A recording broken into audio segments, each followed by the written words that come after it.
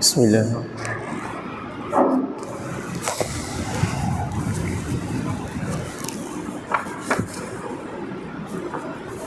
Bismillahirrahmanirrahim. Assalamualaikum warahmatullahi wabarakatuh. Alhamdulillah. Wa bihi nasta'inu la 'udwana illa 'alal zalimin. Asyhadu an la ilaha illallah wahdahu la syarika lah. Wa asyhadu anna Muhammadan 'abduhu wa rasuluh. Wa nusalli wa nusallim ala hadzal nabiyil karim sayyidil mursalin wa ala alihi wa ashabihi ajma'in. Tentu yang dimuliakan oleh Allah Subhanahu wa taala, marilah sama-sama kita merafakkan kesyukuran kepada Allah Subhanahu wa taala kerana Allah masih lagi menyayangi kita. Allah masih lagi memanjangkan usia kita dan memilih kita pada malam ini untuk duduk di dalam majlis ilmu. Baik, tentu yang dimuliakan oleh Allah Subhanahu wa taala, doa malam ni 3 benda saja saya nak kongsikan. Doa ini dibaca oleh Nabi sallallahu alaihi wasallam pada waktu pagi. Pada waktu pagi Nabi baca. Doanya berbunyi begini: Allahumma inni as'aluka 'ilman nafi'an. Allahumma inni as'aluka 'ilman nafi'an. Baik, baru satu. Wa rizqan thayyiban, wa rizqan thayyiban, wa 'amalan mutaqabbalan, wa 'amalan mutaqabbalan. Allahumma inni as'aluka 'ilman nafi'an wa rizqan thayyiban wa 'amalan mutaqabbalan. Sekali lagi. Allahumma inni as'aluka 'ilman nafi'an wa rizqan thayyiban wa 'amalan mutaqabbalan. Hadis riwayat daripada Ibnu Majah. Nabi SAW baca pada waktu pagi. Baik, maksudnya apa? Allahumma inni as'aluka 'ilman nafi'an. Ya Allah, aku mohon padamu ilmu yang bermanfaat. Ilmu yang bermanfaat. Kita minta kepada Allah pada hari tersebut agar Allah berikan kepada kita ilmu yang bermanfaat. Wa rizqan thayyiban. Yang kedua iaitulah rezeki yang baik. Rezeki yang baik. Kita minta kepada Allah agar Allah bagi pada kita rezeki yang baik. Wa 'amalan mutaqabbala, iaitulah kita minta kepada Allah agar amalan diterima. Ya benar. Allahumma inni as'aluka 'ilman nafi'an wa rizqan thayyiban wa 'amalan mutaqabbala. Untuk amallah pada waktu pagi, insya-Allah. Hari itu mudah-mudahan Allah Taala bagi pada kita ilmu yang bermanfaat, rezeki yang baik dan juga amalan diterima. Dapat 3 benda tu pada hari itu, tiap-tiap hari macam tu, alhamdulillah, alangkah baiknya kita. Alangkah baiknya, alangkah bertuahnya kita. 3 benda itu saja yang kita rasakan hari itu amat perlu. Ilmu manfaat, rezeki yang baik dan juga amalan diterima oleh Allah Subhanahu wa taala. Baik. Itu sebagai mukadimah kita tentang yang dimuliakan oleh Allah Subhanahu wa taala. Baik. Malam ni itulah al-kabiratu ats-tsaminah wa thalatsuna, at-ta'allum lid-dunya wa kitmanul 'ilm. Dosa yang ke 38, iaitulah belajar untuk dunia. Belajar untuk dunia ataupun mencari ilmu untuk dunia. Wa kitmanul 'ilm, dan juga menyembunyikan ilmu. Rupanya salah satu daripada dosa besar yang digariskan oleh Al-Imam Al-Zahabi rahimahullah ta'ala. Ada orang dia cari ilmu dan dia menyimpan ilmu. Ini berat. Kalau nak pada dia adalah benda yang wallahu alam adalah benda yang agak sukar untuk kita berikan kepada dia. Jadi tuan-tuan yang dimuliakan oleh Allah Subhanahu wa taala. Baik, ini dosa besar yang ke-38. Baik, tuan-tuan yang dimuliakan oleh Allah Subhanahu wa taala. Jadi Islam menganjurkan manusia untuk mencari ilmu. Islam menganjurkan manusia untuk mencari ilmu. Kita tengok banyak hadis dan sebagainya, ayat Quran dan sebagainya berkaitan menerang kepada kita tentang kepentingan ilmu. Supaya apa? Supaya menjadi pandai. Sebab dengan ilmu maka seseorang itu akan diangkat kejahilan yang ada dalam diri dia. Kita belajar supaya Allah Ta'ala angkat kejahilan yang ada dalam diri kita. Mungkin banyak benda kadang-kadang hidup ini kita banyak tak tahu, banyak yang jahil. Tapi bila mana kita belajar, kejahilan itu diangkat, kita menjadi orang yang pandai. Kemudian setelah itu, selepas belajar, kejahilan itu telah diangkat, maka apa yang disuruh, perlulah menyebarkan ilmu tersebut kepada orang ramai ataupun masyarakat. Kalau tak mampu untuk nak sebarkan kepada masyarakat, sebab ni kalau kita tengok ada orang kadang dia segan nak sebar, mungkin paling yang terbaiknya awal sekali ialah kepada ahli keluarga terlebih dahulu, ahli keluarga dia, kemudian sahabat handai dan sebagainya. Kemudian dia rasa yakin sikit, maka sebarlah ilmu kepada orang lain. Sebab kita belajar bukan untuk diri kita sendiri saja, bahkan kita nak kongsikan dengan orang lain. Jadi tuan-tuan ilmu Allah Subhanahu Wa Taala, supaya apa? Supaya masyarakat sezaman dengan dia itu menjadi orang yang berilmu dan juga pandai. Bukan sekadar diri dia saja pandai, bila dia sebarkan ilmu, maka masyarakat pada orang di sekeliling dan sebagainya itu, maka yang dengar ilmu dia itu pun menjadi pandai juga. Kerana dengan ilmu lah akan dapat mengenali diri, lalu mengenali Tuhan penciptanya. Dengan ilmu lah kita dapat mengenali diri kita dan juga mengenal Allah Subhanahu Wa Taala. Jadi tuan-tuan yang dimuliakan oleh Allah Subhanahu Wa Taala, baik kita tengok takrif ilmu tu sebenarnya apa dia. Jadi tuan-tuan yang dimuliakan oleh Allah Subhanahu Wa Taala, ilmu ini dari sudut bahasa iaitulah kita memahami sesuatu, kita faham sesuatu secara yang betul. Kalau kadang-kadang kita belajar faham tak silap faham, dia jadi kod lain juga. Tapi ilmu sebenarnya iaitulah kita memahami dengan hakikat yang sebenar, hakikat yang betul. Dan juga dengan itu, ilmu itu adalah kepastian. Bila kita faham, maka kita pasti untuk menjawab. Bila kita faham, kita pasti untuk beramal. Dan bila kita faham, kita pasti untuk menyampaikan kepada orang lain. Itu dia kepentingannya. Jadi tuan-tuan yang dimuliakan oleh Allah Subhanahu Wa Taala, sebab itulah ulama ataupun sarjana membezakan di antara ilmu dan juga pengetahuan. Beza dua benda. Selalu kita dengar ilmu pengetahuan. Tapi ada dua beza ilmu dengan pengetahuan. Ilmu dan juga makrifah. Pengetahuan adalah makrifah. Jadi tuan-tuan yang dimuliakan oleh Allah Subhanahu Wa Taala, maka ulama mengatakan bahawa ilmu itu iaitulah sesuatu yang dikuasai, secara menyeluruh. Kita faham secara keseluruhan, maka itu adalah ilmu.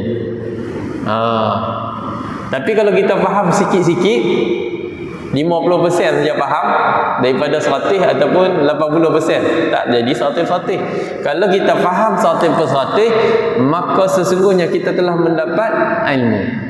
Tapi kalau kita faham sedikit daripada 100% itu, sebahagian ataupun suku dan sebagainya, maka itu adalah pengetahuan. Pengetahuan. Di pengetahuan ni kita dapat sikit ataupun sebahagian, iaitu pengetahuan ataupun makrifah. Tapi kalau ilmu, iaitulah keseluruhannya. Kita kuasai keseluruhannya, itulah ilmu. Sebab itulah tuan-tuan yang dimuliakan Allah SWT, awal-awal tadi kita dah kongsikan dengan tuan-tuan berkaitan tentang ilmu yang bermanfaat. Allahumma inni as'aluka ilman nafi'ah. Ya Allah, berikanlah pada aku ni ilmu yang bermanfaat. Secara kita tak mau, kita tahu tentang sedikit. Kalau kita berguru, kita nak tahu keseluruhannya. Apa yang disampaikan oleh guru, 100% kita tahu bahawa kita telah mendapat ilmu. Tapi kalau kita boleh bawa pulang 50% daripada 100% daripada ilmu yang disampaikan oleh guru, maka sesungguhnya kita mendapat pengetahuan sahaja. Jadi tuan-tuan ilmu Allah Subhanahu Wa Taala. Sebab itulah dikatakan oleh sarjana Islam lagi mengatakan bahawa ilmu ni cukup kompleks, cukup benda yang susah. Susah untuk dikuasai. Manakala pengetahuan pula dia adalah benda yang mudah untuk diketahui. Dua benda tu. Jadi ahli ilmu dengan ahli pengetahuan dua benda yang berbeza. Kita nak tuan-tuan ilmu Allah SWT, Allah Ta'ala bagi kita jadi orang yang ada ilmu. Ada ilmu.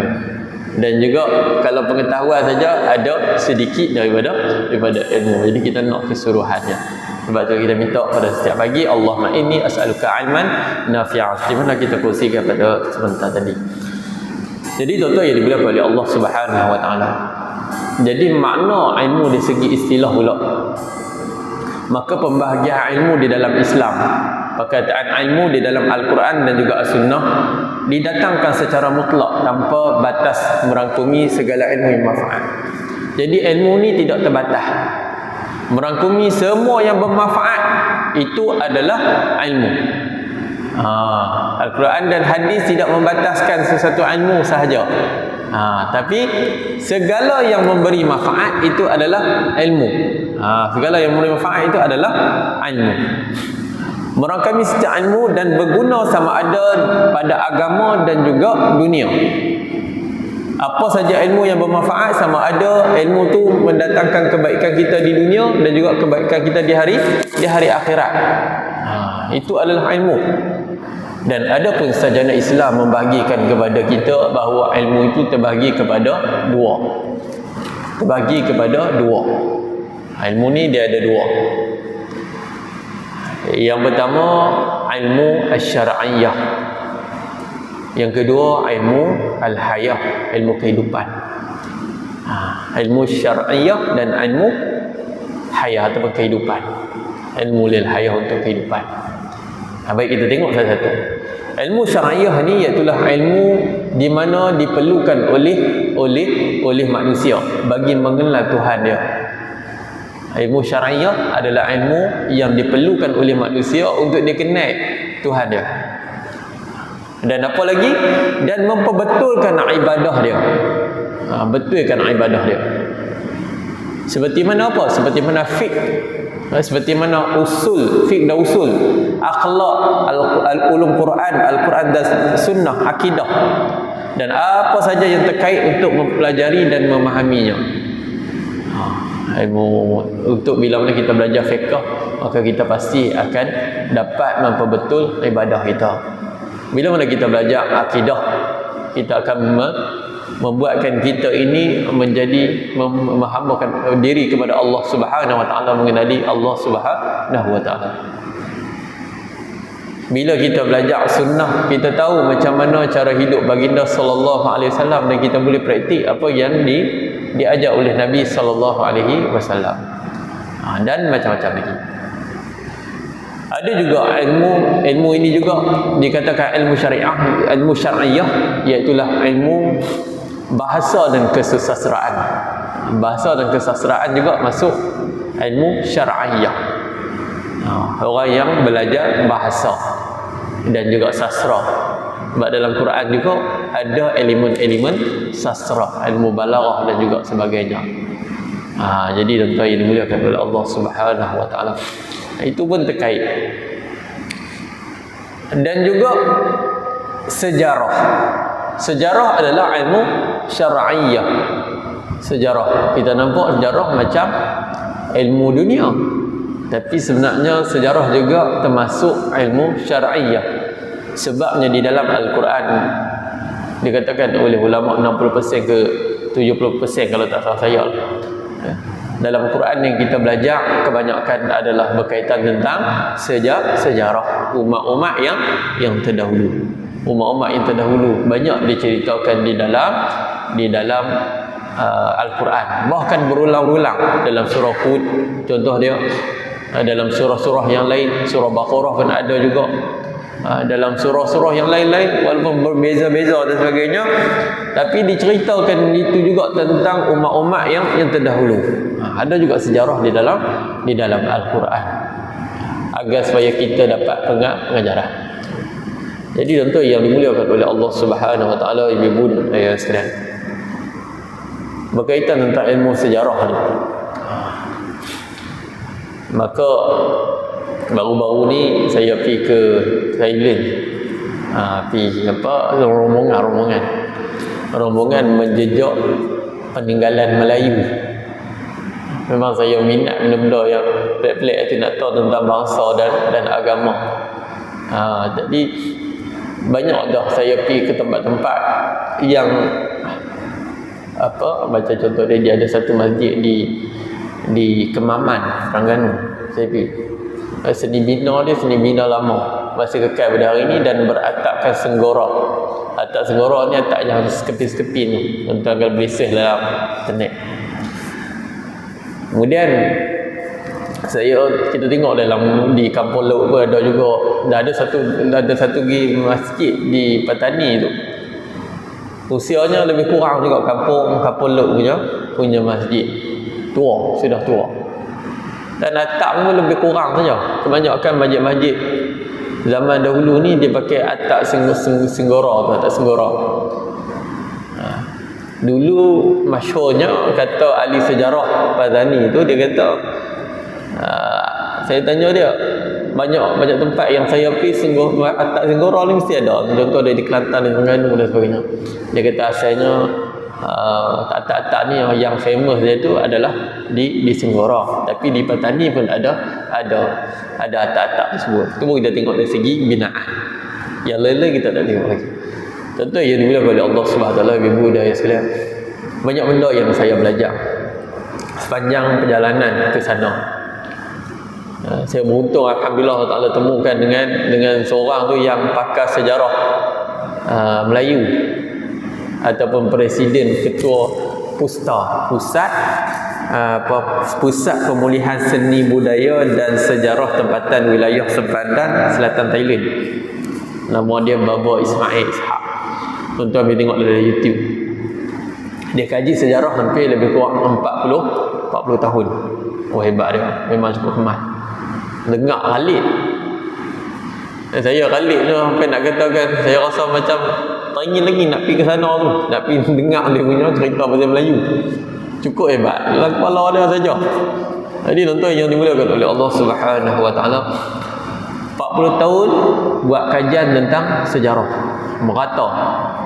Dan dia kata dia pun kadang-kadang dia ambil ilmu-ilmu berkaitan tentang sejarah petani ni pun di ahli sejarah kita di Malaysia juga.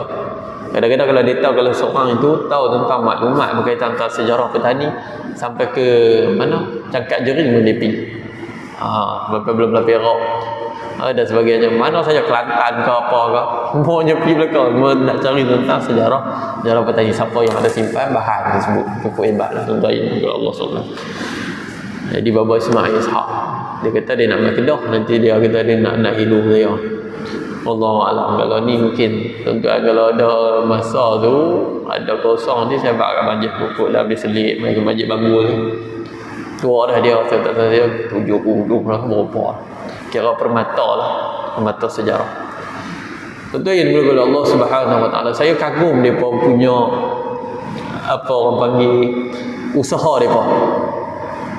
Kalau tuan-tuan pergi ke Thailand, tuan-tuan tahu tentang berkaitan tentang makam Syekh Abdul Samad Al-Palimbangi.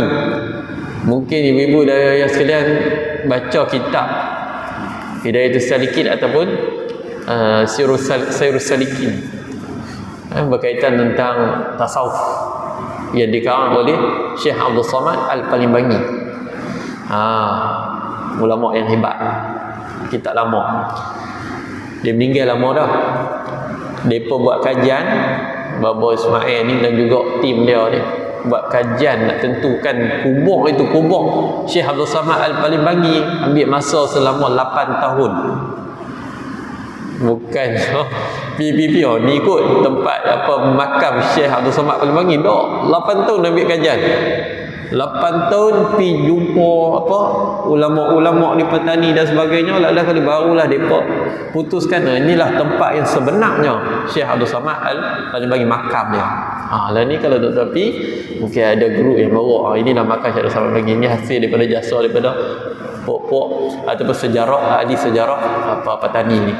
Depa yang tentukan di mana makam di mana tempat kelahiran kelahiran Syekh Daud Fatani pun depa juga, geng-geng depa semua ni.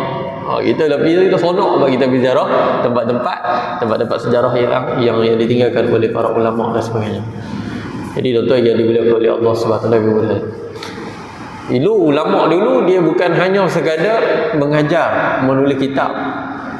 Dan Syekh Abdul Samad Al-Palembang itu sampai berperang.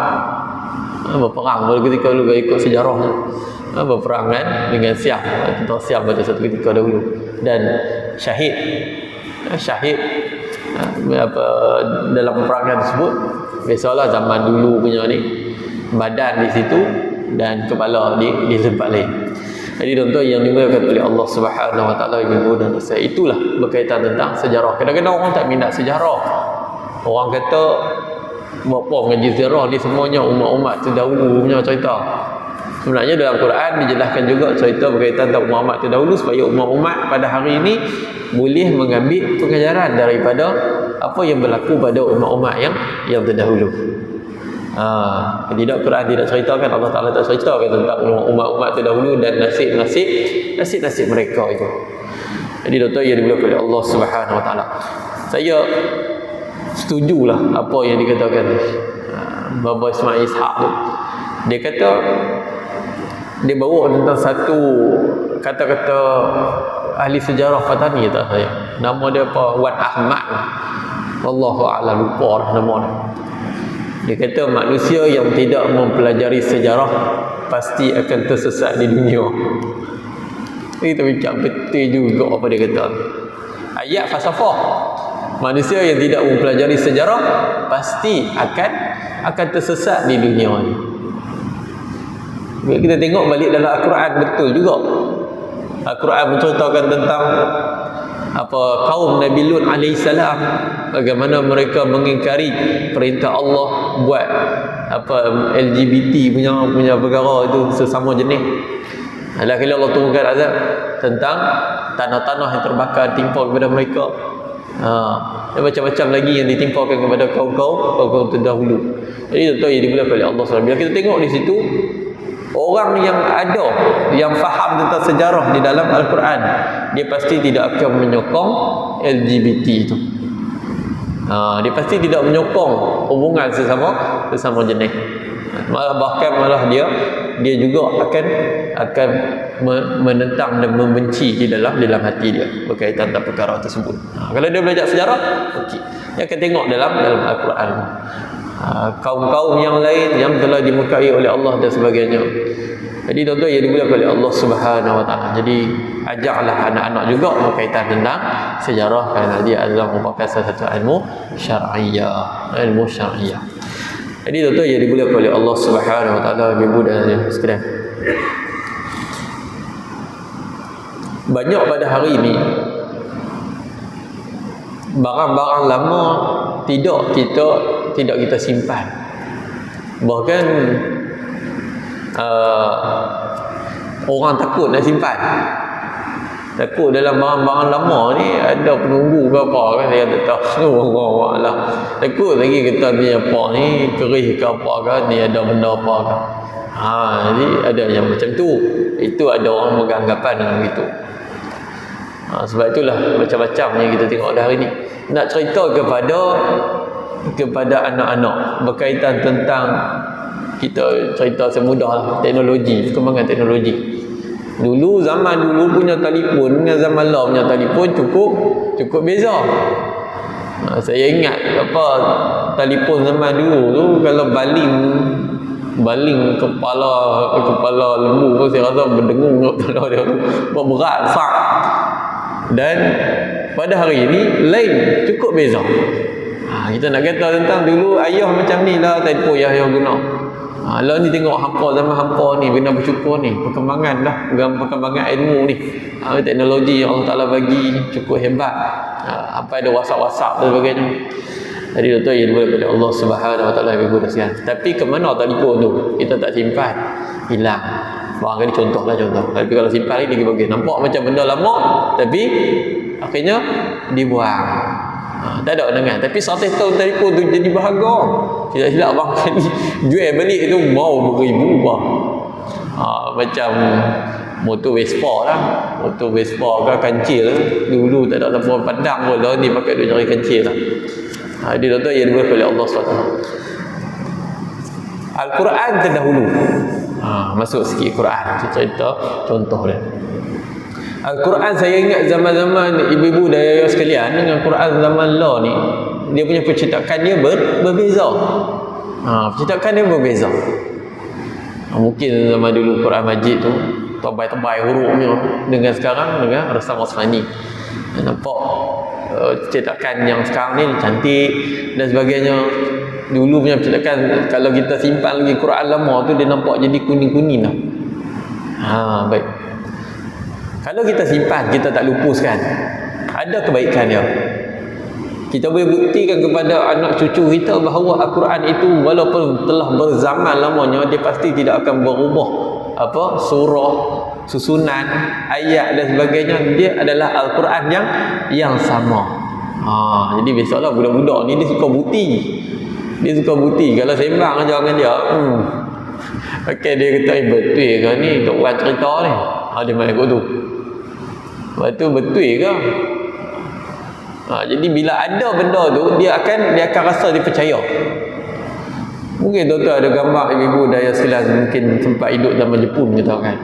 Ada gambar duduk pakai kelak pendek ke apa kan, dia tak tahu sebab.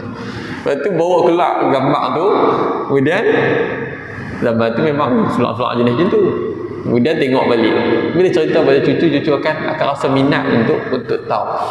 Tapi kalau tak ada bukti, tak ada benda-benda tersebut, dia nak membuktikan ataupun nak percaya benda sesuatu benda tu cukup payah. Jadi tuan-tuan yang mula pada Allah SWT ibu dan sekalian, saya ambil cerita sebab saya ni pengalaman ni macam tu juga. Sebab kita pernah budak-budak, kita pernah remaja. Apa yang diceritakan oleh Tok Wan kita, zaman tu tak ada gambar apa semua. Cerita betul Tok Wan ni pernah hidup zaman Jepun, ceritanya sekian-sekian. Tapi lah ni bila dah besar, baru faham. Rupanya betul lah apa yang Tok cerita zaman dulu. Zaman budak-budak dulu dia tak ambil fikir langsung pasal benda tu. Boleh ambil pengajaran. Kalau tak buat macam ni, kita pasti akan dijajah lagi, kita pasti akan ni dan sebagainya. Tak apa, baru ni duk sambut berkaitan kemerdekaan dan sebagainya, mengenang tentang pahlawan. Jadi ibu dan ayah sekalian, simpanlah benda-benda yang lama supaya apa? Supaya ada kenangan tersebut. Supaya ada kenangan. Kalau tak simpan, maka pasti akan musnah. Masjid Kerisik di Patani tu, usianya 508 tahun. Dan betul yang bagi Allah SWT, Syekh Sultan Muzaffar pada ketika itu menyuruh seorang ulama untuk fikirkan bagaimana untuk buat masjid. Nama ulama itu iaitulah Safiyuddin Al-Abbasi, yang dia menulis kitab Tarikhul Fatani, tarikh sejarah tentang Fatani. Kemudian Syekh Daud Al-Fatani ni dia buat salinan kembali kitab tersebut. Mungkin tuan-tuan kalau kita tengok Shopee ke apa, saya tak pasti lah tu, kadang-kadang mungkin boleh cari Tarikh Fatani yang ditulis oleh Syekh Safiyuddin Al-Abbasi, iaitu salah seorang daripada ulama Yaman. Masjid Kerisik itu usianya 508 tahun. Tapi bila berlakunya peperangan sampai pada hari ini, Masjid Kerisik masih ada dan masih kekal. Kata Baba Ismail Ishaq tu, dia kata pada kami, dia kata seandainya Masjid Kerisik ini dibina dengan seni bina Melayu, kayu-kayu, pasti kita tak akan lihat dia pada hari ini. Tetapi Masjid Kerisik itu dibina dengan batu-batu, sebab yang buat dia tu, yang diilhamkan adalah Syekh Safiyuddin Al-Abbasi. Itu merupakan salah seorang daripada ulama Yaman. Jadi ulama Yaman. Jadi sebab tu kita tengok Seni bina macam Arab. Saya mula saya pergi tu, dia tak diceritakan lagi. Saya pun tak tanya dia. Tapi lepas tu pun dia cerita. Saya tengok, nampak macam seni bina Arab. Tapi macam mana bila lepaskan Fatoni ni? Kita tengok tu. Tapi tak apa, lelah kali adalah ilmu tu kita dapat setelah itu. Dia bagi tahu tentang kalaulah betul seandainya masjid itu dibina dengan kayu-kayu, pasti hari ini kita tak akan lihat. Sebab apa? Zaman dulu dibakar. Zaman dulu punya siam dulu dia bakar apa ni kan, masjid tu zaman dulu lah peperangan. Biasalah peperangan macam tu. Zaman dulu memang gitulah peperangannya. Lalu ni pun kita tengok kalau berperang negara-negara dan sebagainya bergolak, kita tengok hancur habis dia bagi bom hancur. Allah habis macam Palestin dan Israel katakan. Palestin dan Zionis berperang, kemudian hancur dan sebagainya. Jadi kalau dengan papan saya ingat lagi lah cepat hangus. Tapi itu disebabkan kerana itulah hari ini boleh lihat dan sejarah dikaji akhirnya baru mengetahui bahawa usia masjid itu 508 tahun. Jadi tuan-tuan yang dimuliakan oleh Allah SWT. Jadi itulah kita ni sebagai orang Islam dan Melayu, maka jagalah falsafah orang tani ni dia ada abata. Abata. Tu alif bata. Alif bata dia, alif adalah agama, memelihara agama, ba adalah bangsa, ta adalah tanah air. Alif bata. Mijak betul susunan ni tu.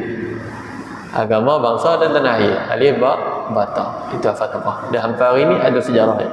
Bila kita pergi tu baru kita tahu sesungguhnya ada kesan Melayu di Singgora ataupun ni dikenali sebagai Songkla, dan juga ada kesan Melayu di Fatani. Tengok ada hubung kait. Mungkin tuan-tuan punya adik-beradik pun barangkali ada di sana, buat dah. Barangkali Allahu a'lam. Sebab kadang-kadang ada macam saya jumpa kawan saya, adik-beradik duduk di Kelantan, tapi sepupu duduk kat mana? Duduk kat Patani. Ada yang duduk Kedah, tapi sepupu ataupun kawan duduk di Patani. Zaman dulu-dulu kan berhijrah, zaman dulu orang dulu berhijrah dan sebagainya. Dia jadi satu wilayah tanah Melayu. Tapi sebab perjanjian Bangkok 1909 itulah menyebabkan ada persepadanan semula. Sepadan di antara terpisah Malaysia dengan Thailand. Padahal waktu itu zaman dulu dia jadi sama satu tanah. Jadi tuan-tuan yang dimuliakan oleh Allah SWT, ibu dan ayah serta sejarah. Baik tuan-tuan yang dimuliakan oleh Allah SWT, ibu dan ayah, ilmu-ilmu yang berkaitan agama dan syariah itu adalah ilmu syar'iyah. Kemudian ilmu kehidupan. Ilmu tu bagi dua, satu syar'iyah, satu kehidupan. Kehidupan ni ialah ilmu dunia, keduniaan. Ilmu keduniaan ni diperlukan manusia untuk memperbaiki kehidupannya. Ilmu dunia diperlukan oleh manusia untuk memperbaiki kehidupan dia. Tadi ilmu syar'iyah memperbaiki ibadah dan sebagainya. Tapi ilmu kehidupan, ilmu hayah ni, kehidupan ini adalah ilmu bagaimana untuk memperbaiki kehidupan, mengimarahkan bumi dan dunia. Ini kena ada ilmu. Kalau tak ada ilmu ni, nak menanam pun tak erti. Kalau tak ada ilmu ni, nak tukar pelak pun tak erti. Padahal benda tu benda yang paling senang. Kalau ada ilmu tentang ilmu kehidupan ini, tahu macam mana bila mana pelang tu rosak boleh tukar sendiri. Kalau tidak, tengok ni wayar ni apa, wayar hidup ke apa ke, wayar bumi ni tahu wayar untuk pening-pening dalam ni panggil orang saja. Sebab tak ada ilmu kehidupan. Orang yang boleh menguasai ilmu kehidupan pun, mereka pun ilmu yang bermanfaat juga. Kita tak boleh katakan bahawa ilmu yang bermanfaat hanyalah ilmu akhirat saja, tetapi seimbang kedua-duanya. Yang memberi manfaat semuanya adalah baik. Jadi tuan-tuan yang dimuliakan oleh Allah Subhanahu Wa Taala, cuma ilmu akhirat ni dia punya panjang dia tu lama sikit. Sampai ke kita dihidupkan kembali. Panjang.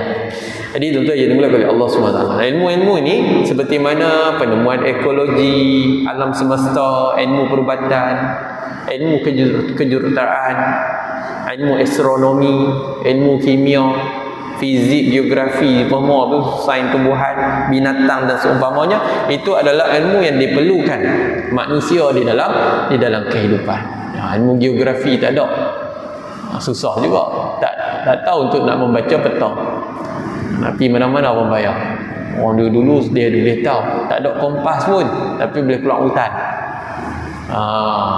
Buat macam mana tak tahu. Itulah ilmu kehidupan yang mereka ada. Boleh pergi sampai ke sana, Pahang ke apa, jalan kaki saja.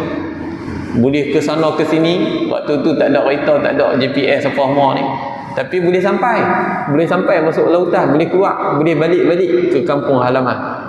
Kalau saya rasa pergilah masuk lautan, tak keluar lah. Tak keluar lah. Takut apa? Sebab ilmu tu tak ada. Kalau tak ada apa GPS apa semua tu, memang cari lagi tak jumpa. Ilmu kehidupan beza. Orang-orang nelayan cukup hebat dari segi ilmu kehidupan mereka. Pergi ke laut, boleh balik ke darat. Saya pun bawa lagi tak tahu, nampak macam sama lagi daripada nak balik lagi pergi ke negara lain pula nanya. Jadi tuan-tuan yang dimuliakan oleh Allah Subhanahu Wa Taala, ibu dan isteri baik. Dijelaskan oleh seorang ulama, nama dia adalah Syekh Profesor Syekh Ramadan Al-Buti. Betul, Ramadan Al-Buti rahimahullah taala, syahid. Dia menjelaskan, idza aradta an tattajiha ulum ayyukana ulum ij'al qasduka taqarrub ila Allah. Yang saya bawa kaitan tentang ayat dia kata, idza aradta an tattajiha ulum, apabila kamu nak memerlukan ataupun untuk belajar sesuatu ilmu, ayyukana ulum, ilmu apa saja, tak kira lah ilmu syariah ke, ilmu dunia ke, ilmu kehidupan ke, ij'al qasduka taqarrub ila Allah, jadikan hati kamu itu mendekatkan diri kepada Allah, niat kamu itu mendekatkan diri kepada Allah Subhanahu Wa Taala. Itu tak ada masalah tuan-tuan. Anak kita nak mengaji doktor, bagilah kat dia. Anak kita nak mengaji apa-apa saja, ilmu keduniaan, ilmu kemahiran ke, nak pijak marok ke apa, bagi je dia nak mengaji.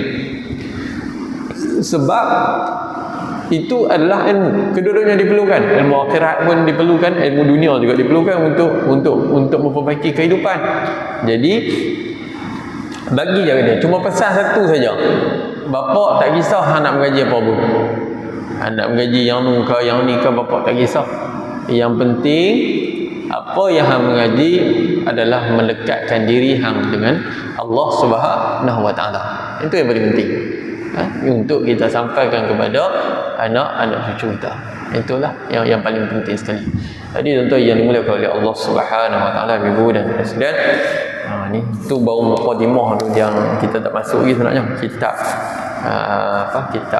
Kitab Al-Kabair, insya-Allah pada bulan depan kita akan sambung. Kita akan sambung berkaitan tentang dosa besar ini, dosa besar mencari ilmu dan menyimpan ilmu. Wallahu a'lam. Cuma maaf pada ibu dan saudara sekalian kalau keras hati dan juga sebagainya. Mudah-mudahan pertemuan kita ini diridhai oleh Allah dan kita boleh bezakan bahawa apa itu maksud ilmu dan juga pengetahuan, dan apakah pembahagian ilmu syariah dan juga ilmu hayat, ilmu kehidupan dan sebagainya. Mudah-mudahan apa yang kita dapat pada hari ini atau pada malam ini diridhai oleh Allah Subhanahu Wa Taala dan kita sampailah sekadar yang kita mampu. Jangan menyembunyikan ilmu tersebut. Mungkin catatan kita tu kita kongsikan dalam WhatsApp ke apa ke, terpulanglah pada tuan-tuan, ataupun nak cerita pada anak dan juga isteri berkaitan apa yang kita belajar, apa yang kita dapat, kerana kita dapat tak seperti yang mereka dapat. Kadang-kadang barangkali mungkin mereka dapat dengan cara yang lain, fahamannya lain, tapi kita pun fahaman kita. Bila gabung dua-dua, rupanya fahaman itu menambahkan idea yang baru. Dapat idea yang baru pula lepas tu. Wallahu a'lam. Cuma maaf pada ibu dan saya kalau ada terasa hati dan sebagainya. Assalamualaikum warahmatullahi wabarakatuh. Bismillahirrahmanirrahim. Alhamdulillahirabbil alamin wassalatu wassalamu ala asyrafil anbiya'i wa ala alihi wa ashabihi ajmain. Allahumma ighfir lana dhunubana wa liwalidina warhamhum kama rabbawna shighara wa 'alil muslimin wal muslimat wal mu'minin wal mu'minat ahya'a wa birahmatika ya arhamar rabbana atina fid dunya hasanah wa fil akhirati hasanah wa qina adzaban nar. Sallallahu ala alihi wa ashabihi ajmain. Walhamdulillahirabbil alamin. Taqabbalallahu minkum.